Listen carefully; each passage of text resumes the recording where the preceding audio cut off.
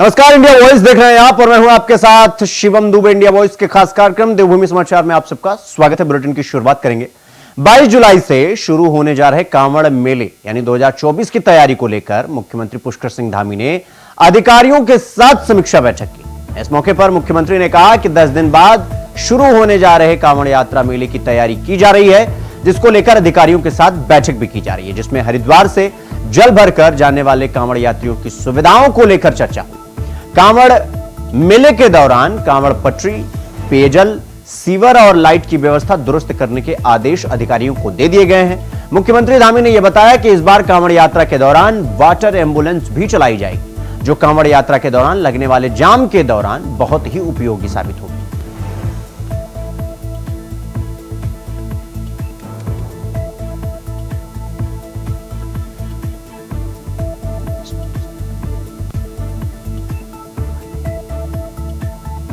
तो कांवड़ यात्रा मेले की तैयारी और प्रशासन ने इसके लिए कमर कस ली है। तो आपको बता दें कि 22 जुलाई से कांवड़ मेले का आगाज हो रहा है और जिसको लेकर मुख्यमंत्री पुष्कर सिंह धामी ने अधिकारियों को बकायदा निर्देश दिया है कि अधिकारी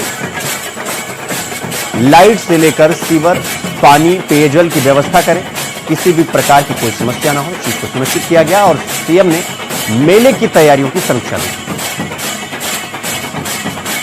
जनता का आभार व्यक्त करता हूं, धन्यवाद करता हूं कि उन्होंने 2022 के आम चुनाव में पहली बार उत्तराखंड के अंदर एक परिपाटी और एक मिथक तोड़ने का काम किया और हमारे प्रधानमंत्री आदरणीय मोदी जी के नेतृत्व में भारतीय जनता पार्टी को राज्य स्थापना के बाद लगातार दूसरी बार सरकार में आने का अवसर प्रदान किया।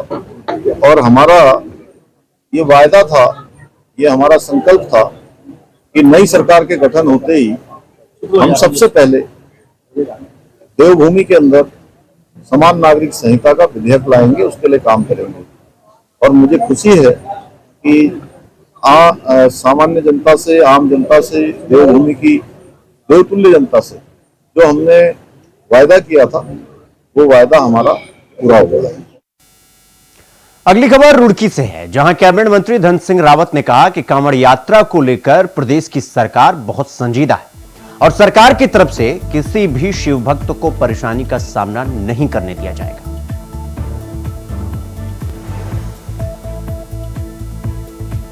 तो कांवड़ यात्रा की पूरी तैयारी हो गई है और प्रशासन भी इसके लिए अलर्ट हो गया है और किसी भी शिव भक्त को परेशानी नहीं होगी, इस चीज को प्राथमिकता दी है।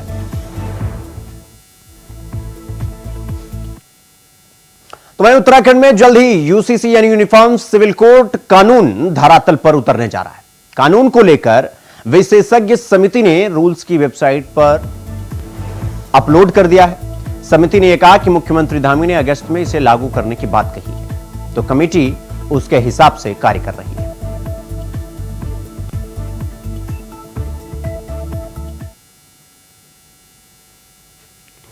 फील्ड विजिट में गए थे तो लगभग हर विजिट में लोगों ने इस बात को उठाया था कि देश को जनसंख्या नियंत्रण के कानून की ज़रूरत है। जो उस समिति ने रिपोर्ट बनाई वो मुख्य समिति के समक्ष प्रस्तुत की गई थी।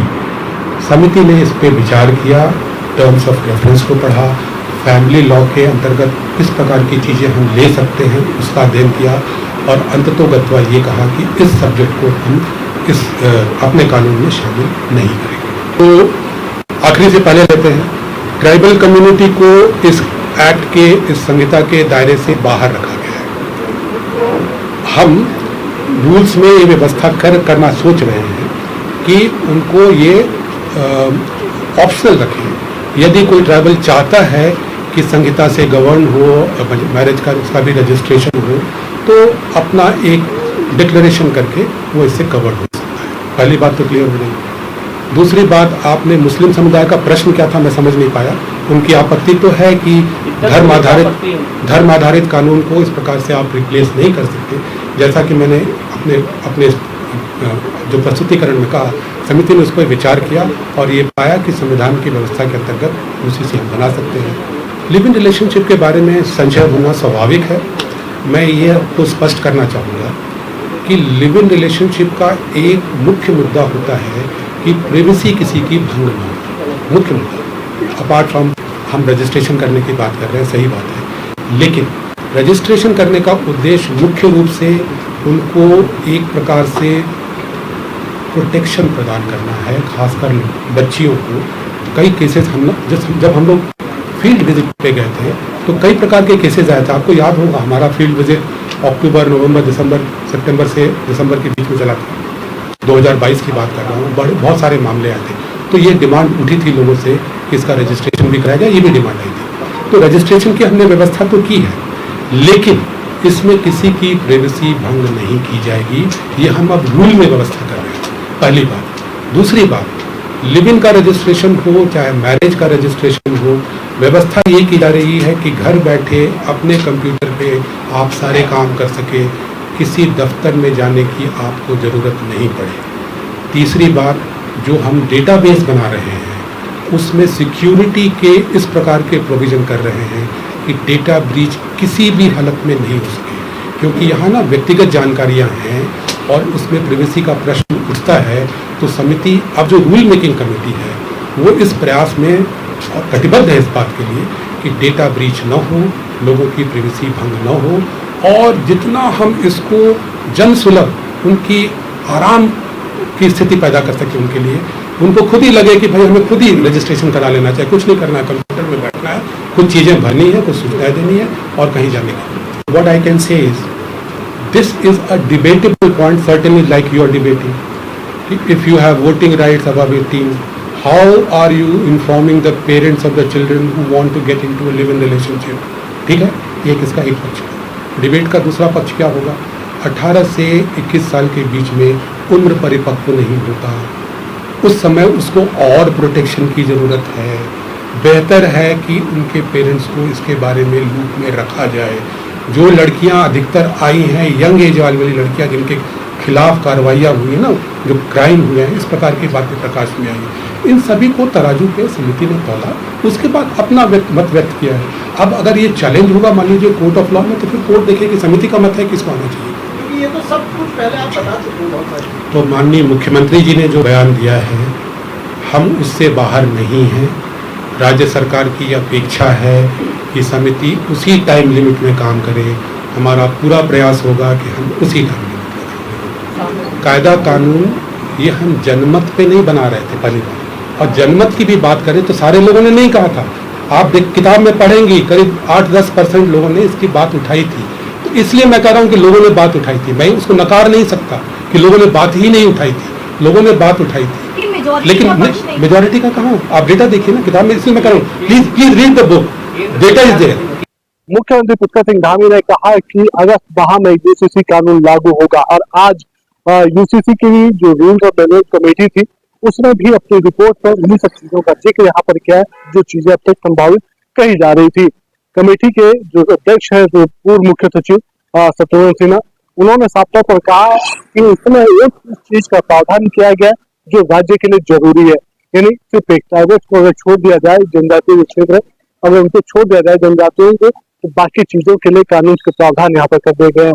उन्होंने साफ तौर पर कहा कि मुख्यमंत्री पुष्कर सिंह धामी ने अगर अगस्त माह में इस कानून को लागू करने की बात कही है तो उसकी पूरी तैयारी यहाँ पर हो चुकी है, क्योंकि जिस तरीके से कानून का ड्राफ्ट तैयार हो चुका है, जो नियम कानून बन चुके हैं, उसकी पूरी तैयारी यहाँ पर हो चुकी है। अभी ये कहा जा सकता है कि मुख्यमंत्री पुष्कर सिंह धामी अपने उस वायदे को पूरा करने का काम कर रहे हैं जो उन्होंने 2022 के विधानसभा चुनाव से पहले राज्य की जनता से किया था। और उत्तराखंड राज्य अब देश का पहला राज्य यहाँ पर जल्द बन जाएगा जहाँ यूसीसी कानून लागू होगा, और इस यूसीसी कानून के तहत सभी धर्मों के जो नियम है, जो अधिकार होंगे, वो एक जैसे होते नजर आएंगे और कानून एक समान रूप से काम करता हुआ नजर आएगा। वहीं राजधानी देहरादून के विधानसभा भवन में पुनर्गठन यानी मंत्री प्रेमचंद अग्रवाल ने विभागीय अधिकारियों के साथ समीक्षा बैठक की, जिसको लेकर पुनर्गठन मंत्री ने यह बताया कि उत्तराखंड के उत्तर प्रदेश से अलग होने के बाद कुछ संपत्तियों के बंटवारे के लिए हम लगातार प्रयास करते रहे, जिसे पुनर्गठन विभाग लगातार देख रहा है। साथ ही उन्होंने कहा कि हरिद्वार में उत्तर प्रदेश सिंचाई विभाग की 697 हेक्टेयर भूमि है, जिसे कुंभ मेले के आयोजन के दौरान इस्तेमाल किया जाएगा, और अभी भी 4 बिंदु ऐसे हैं जिनमें सहमति मिलना बाकी है, जिस पर संबंधित विभागों से चर्चा कर उन्हें जल्द ही निस्तारित किया जाएगा। देखिए, आप जानते हैं जब हमारा उत्तराखंड राज्य अलग हुआ था उत्तर प्रदेश से, तो कुछ संपत्तियों के बंटवारे के बारे में हम लोग लगातार प्रयास करते रहे। और चूंकि पुनर्गठन विभाग जो है वो ये सब काम लगातार देख भी रहा है। आज उसकी समीक्षा बैठक मैंने की, हालांकि इससे पहले मैं बैठा था। तो जो बिंदु निस्तारित हुए और जो बिंदु अभी निस्तारित होने, तो उन पे मेरी द्वारा चर्चा की गई। उसमें जैसे आप देखिए, हरिद्वार में जो सिंचाई विभाग का जो भूमि है, उत्तर प्रदेश सिंचाई विभाग, वो 697 हेक्टेयर है। लेकिन उसमें अब ये तय हुआ था उस समय कि जब भी कुंभ मेला या अन्य ऐसे आवश्यक प्रयोजन होंगे हम उसमें कर सकेंगे। जैसे अब हमारे यहाँ कुंभ होगा तो हम उसका इस्तेमाल कर सकेंगे। ऐसी उधम सिंह नगर की 20 और हरिद्वार की 4 जो नहरें हैं वो उत्तराखंड को देने की बात हुई थी, वो भी निस्तारित हुआ है। ऐसी जो हमारे पुरानी जो गंग नहर है हरिद्वार की, उसमें स्पोर्ट्स एक्टिविटी थे, उसके लिए हमें सहमति उस पर हो गई थी। यानी कि लगभग काफ़ी बिंदुओं पे हम लोग उसका निस्तारण इस बीच में हुआ है। आप जानते होंगे पिछली बार माननीय मुख्यमंत्री जी भी और उत्तर प्रदेश के माननीय मुख्यमंत्री योगी आदित्यनाथ जी से मिले थे, उनसे कई बिंदुओं पे निस्तारण उनके द्वारा भी हुआ था। खबरों में आगे बढ़ेंगे। अगली खबर उत्तरकाशी से है, जहां बड़कोट नगर पालिका में भीषण पेयजल संकट से निजात पाने के लिए भूख हड़ताल के साथ अनिश्चितकालीन धरना लगातार जारी रहा। नगरवासियों ने रामलीला मैदान से तहसील तक जनाक्रोश जुलूस प्रदर्शन किया।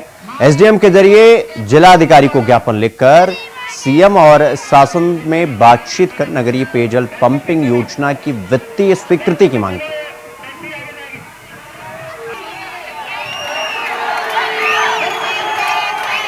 बड़कोट नगर पालिका यमुनोत्री धाम का मुख्य पड़ाव। देश विदेश के जो आम श्रद्धालु हैं, वो चाहे धरासू से चाहे विकास नगर से, जहां से भी जो हरिद्वार से यात्री चलते हैं, बड़कोट उनका मुख्य पड़ाव होता है।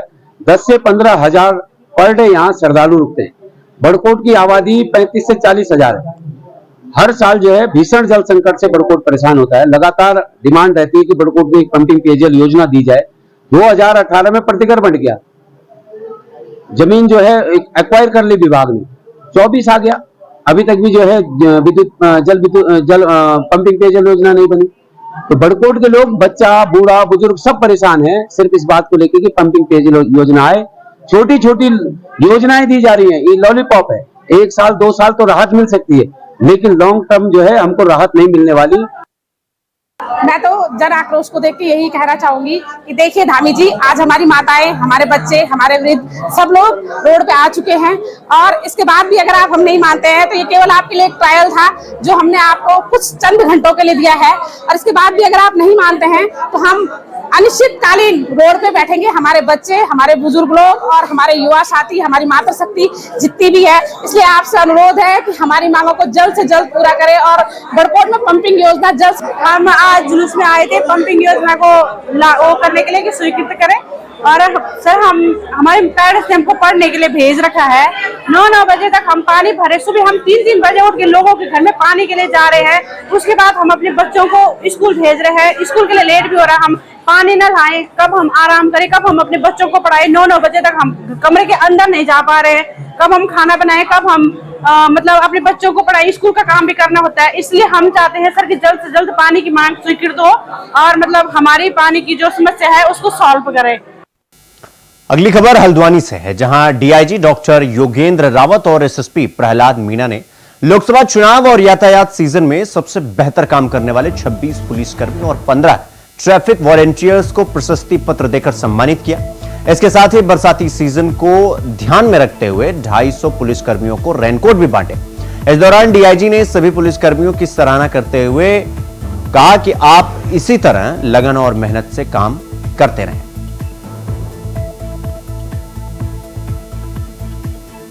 तो पुलिसकर्मियों को सम्मानित किया गया, डीआईजी और एसएसपी ने सम्मानित। सक्सेना यातायात काशीपुर।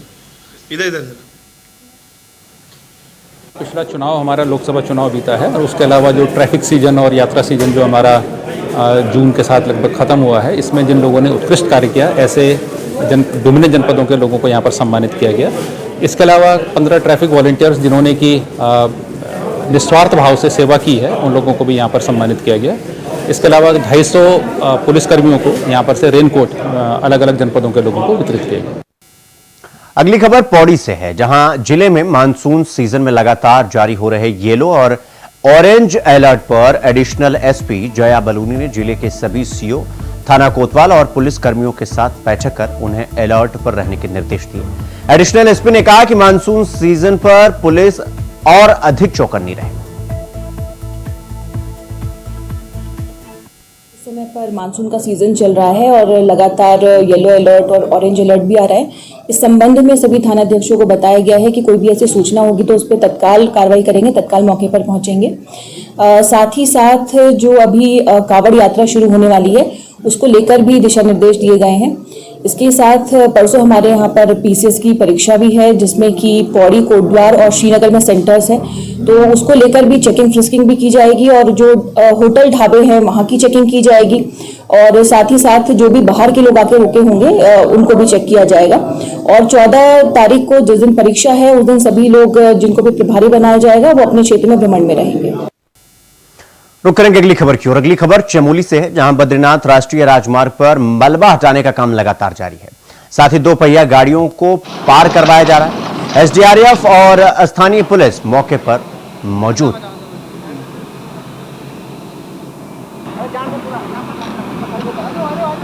तो नेशनल हाईवे पर मलबा हटाने का काम लगातार जारी है, जहां पर 2 पहिया और 4 व्हीलर गाड़ियों को पास करवाया जा रहा है। मौके पर एसडीआरएफ और स्थानीय पुलिस वहां पर मौजूद है ताकि किसी भी प्रकार की समस्या खड़ी न हो। तो 2 पहिया गाड़ियों को पार कराया जा रहा है और नेशनल हाईवे से लगातार मलबा हटाने की कोशिश और लगातार काम जारी है।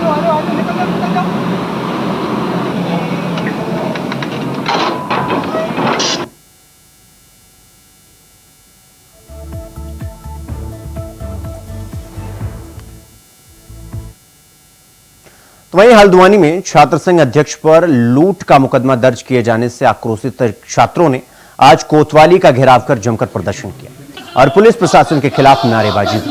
प्रदर्शन कर रहे छात्रों ने छात्र संघ अध्यक्ष सूरज रमोला के साथ साथ 5 छात्रों पर दर्ज मुकदमों को तुरंत वापस लेने की मांग की। सीओ से बातचीत करते हुए सभी छात्रों ने डॉक्टर के खिलाफ कार्रवाई करने की मांग की।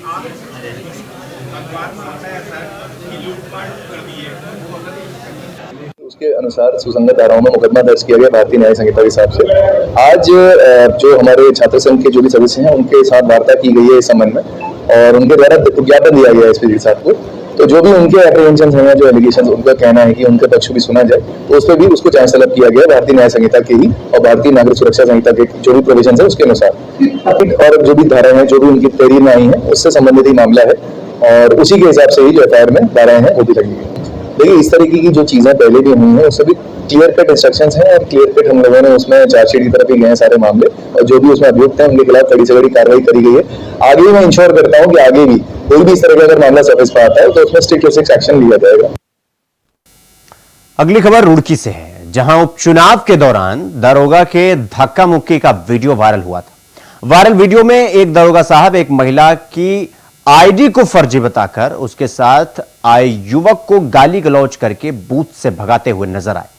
तो वहीं उसी मतदान केंद्र पर मौजूद एक पोलिंग एजेंट ने यह बताया कि उनके मतदान केंद्र पर जिस युवक के साथ गाली गलौज की गई उसकी आईडी बिल्कुल सही थी।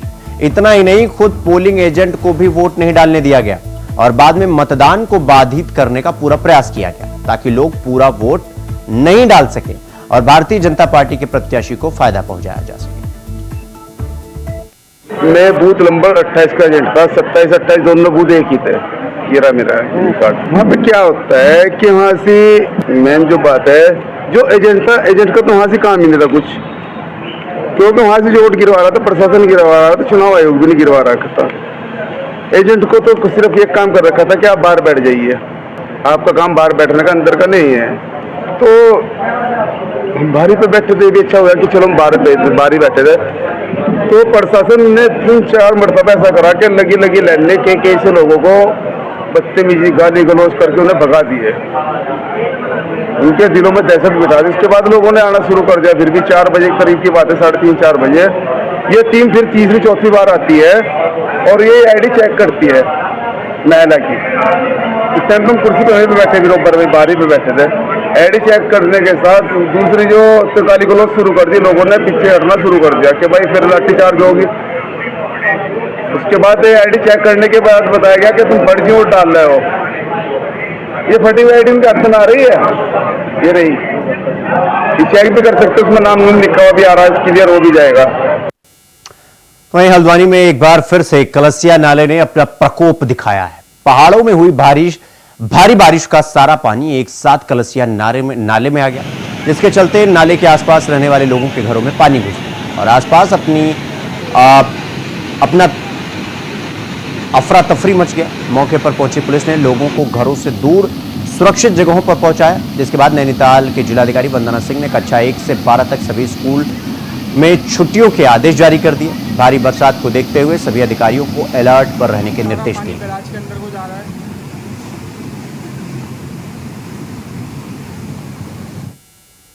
तो देवभूमि समाचार में फिलहाल अभी के लिए बस इतना ही। देश और दुनिया की तमाम खबरों को देखने के लिए देखते रहिए इंडिया वॉइस। नमस्कार।